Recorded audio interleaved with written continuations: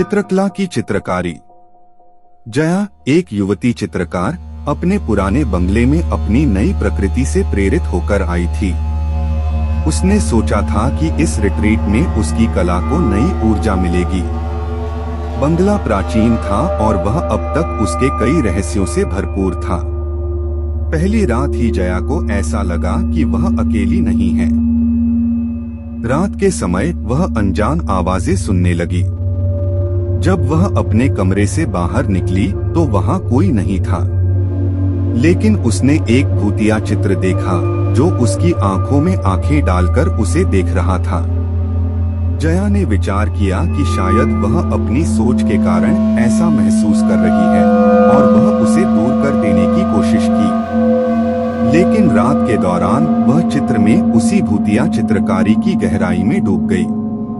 अगले दिन जया ने उस चित्र की जांच की और उसे खोजा तो पाया कि वह बंगले के पूर्वी भाग में एक पुरानी खिड़की के पास रखा हुआ था।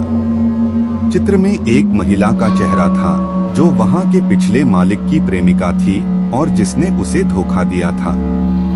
जया को अब समझ में आ गया कि वह बंगला क्यों भूतिया है। वह जानती थी कि उसे चाहिए बंगला छोड़ देना, पर वह भी उसी चित्रकारी में खो गई थी। एक दिन जब जया अपने कमरे में थी तो वह एक वृक्ष के नीचे बैठी हुई महिला का संवाद सुनने लगी। महिला ने बताया कि वह उस बंगले की आत्मा थी और उसका आत्मसम्मान उस चित्र में बंधा हुआ था। जया ने विचार किया कि शायद वह चित्र में कुछ बदलाव करके उस महिला को शांति मिल सकती है। वह उस चित्र में बदलाव किया और महिला की आवाज बंद हो गई।